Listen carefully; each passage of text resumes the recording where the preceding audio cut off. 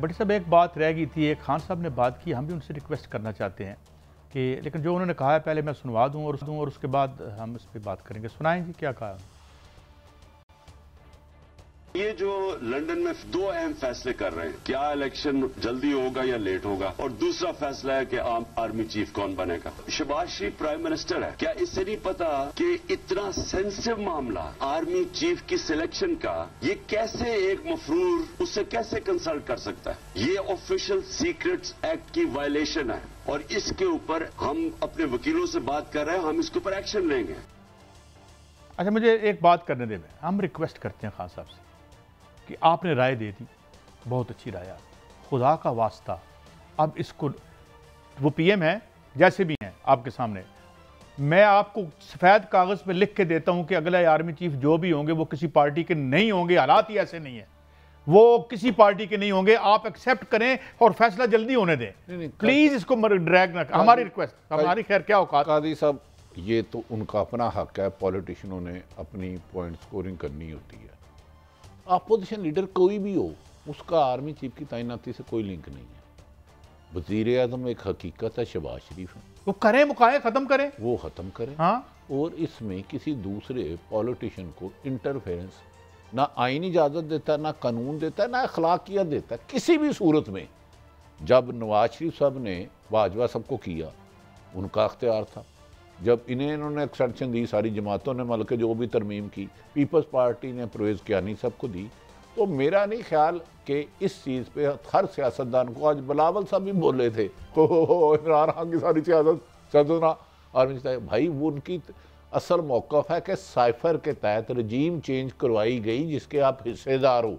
नून league तो अदम एतमाद करती नहीं थी, वो कहती थी इस्टेब्लिशमेंट की मर्जी के बगैर हो नहीं सकती। एक बात करना चाहता हूँ, जो what is done can never be undone.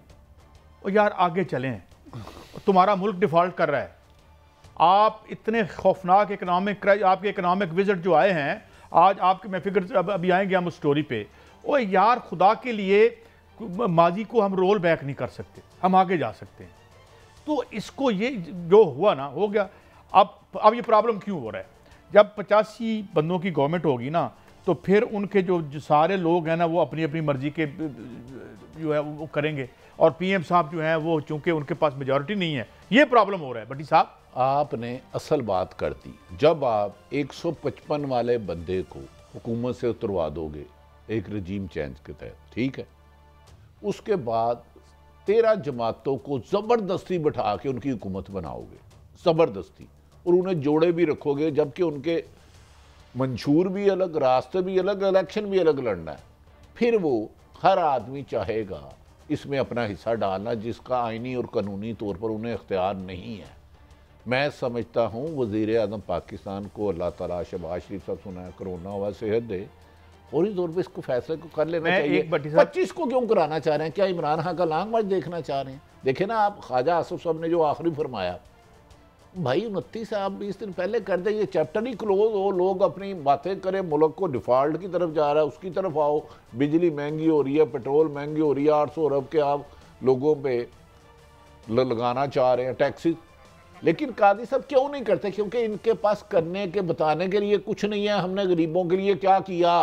इन्होंने कहा था इमरान खान नाहल है, नालायक है, ना तजर्बाकार है, हम आएंगे तो दूध की लहरें बैठ जाएंगी। आए हैं तो इन्होंने खून की नहरें बहा दी। अल्लाह रहम करे। अरशद शरीफ जिंदा मिसाल है। मैंने बड़ी साहब मैं ये कह रहा हूँ कि हमें लोग आगे देखना चाहिए ना, आगे ठीक है, पास्ट के बगैर कोई हाल नहीं होता और हाल के बगैर कोई मुस्तकबिल नहीं होता, मगर मुस्तकबिल जितना शानदार आपका है हमने देख लिया है, ठीक। लेकिन बात यह है कि यार ये इस मुल्क के साथ ही सारी कहानी है।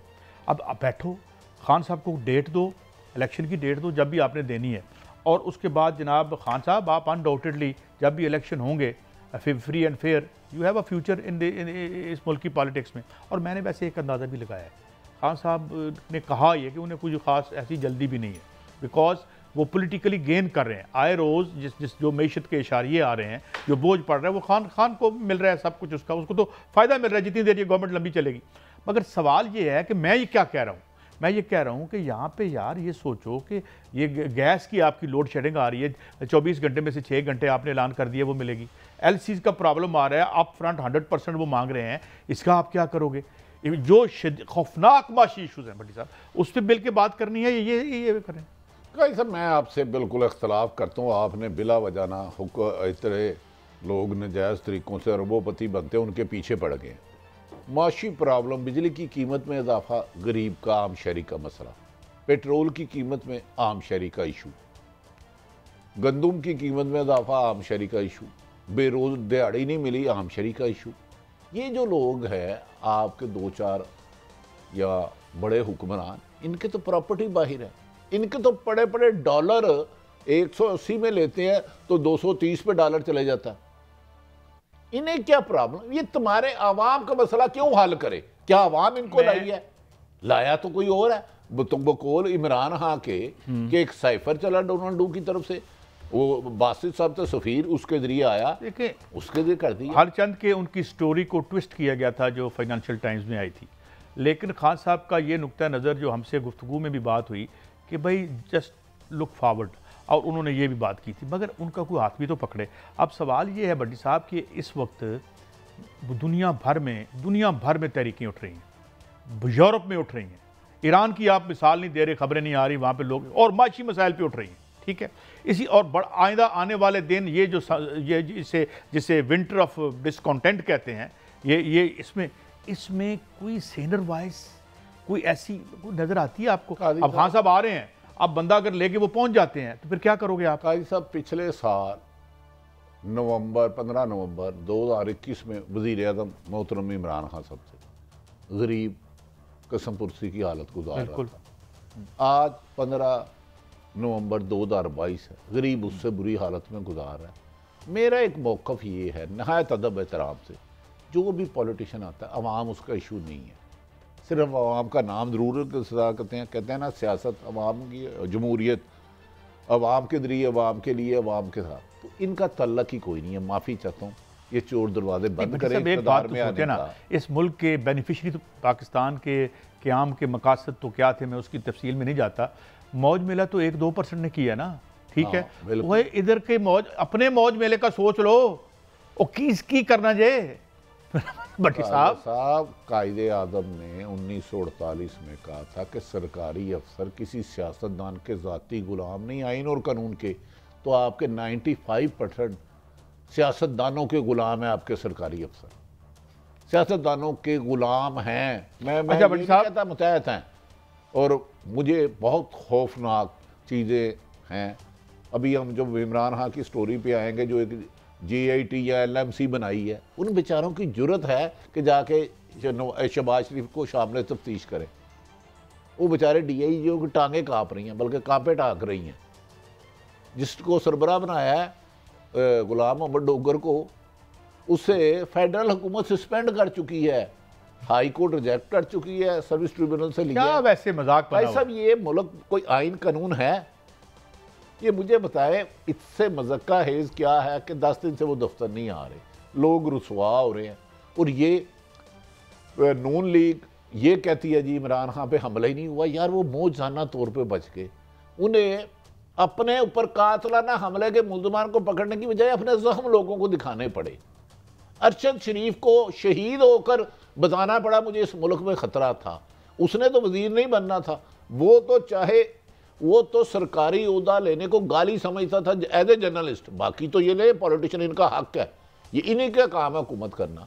वो सहाफ़ी को सरकारी ओहदा लेना शहीद अरशद शरीफ गाली समझता था, उसने तो वज़ीर नहीं बनना था। उसको बताने के लिए कि मेरी जान को यहाँ ख़तरा है, शहीद होना पड़ा। ऐसा डू यू नो, उस बेचारे के आज 5 बच्चों के पास जाए, उसकी माँ के पास जाएं, उसकी कब्र पे जाएं।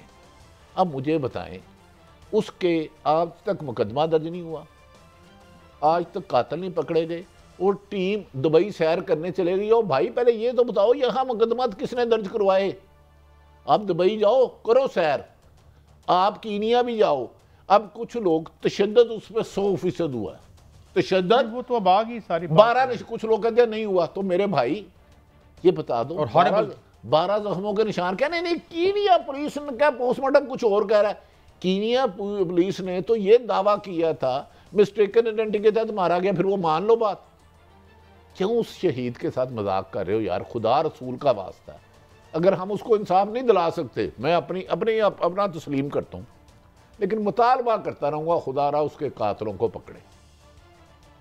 कादी साहब मुझे बताएं ना, पकड़े भाई, मुझे बताएं। ये कहते हैं जी केवीनिया पुलिस ने ना ये कहा है कि वो ना पोस्टमार्टम रिपोर्ट में तशद्दुद नहीं हुआ। वो जालिमों 12 निशान है, किसी फराजिक के पास चले जाओ, उसकी ये रिपोर्ट पूरी ले जाके, क्योंकि अरशद शरीफ टेक्निकली कंप्यूटर में इतना स्ट्रांग था कि कोई तसव्वुर नहीं कर सकता।